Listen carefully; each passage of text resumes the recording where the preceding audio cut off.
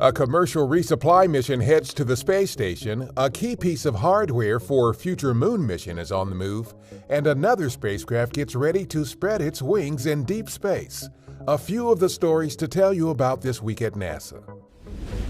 On August 1st, a Northrop Grumman Cygnus cargo spacecraft launched to the International Space Station from our Wallops Flight Facility. The Cygnus, named after late NASA astronaut Laurel Clark, was filled with more than 8,200 pounds of supplies and scientific research for the crew aboard the space station.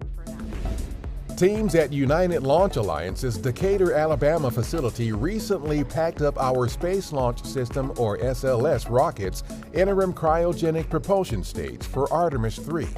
The flight hardware, sometimes referred to as the ICPS for short, was being prepped for a trip to our Kennedy Space Center for final checkouts.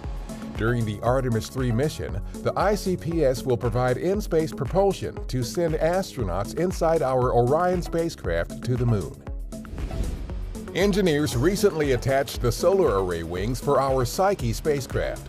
The arrays were also tested to make sure they deploy correctly and were then restowed in preparation for the spacecraft's journey to a metal-rich asteroid, also named Psyche, that orbits the Sun between Mars and Jupiter. The huge arrays are designed to give the spacecraft the power it needs to operate in the low light of deep space. The mission is targeted for launch this October. Find out more at nasa.gov/Psyche. Registration is open for the 2023 NASA Space Apps Challenge. The two-day event, scheduled for October 7th and 8th, is the largest annual global hackathon. It is designed for people around the world to come together and use open data from NASA and other space agencies to solve real-world challenges on Earth and in space.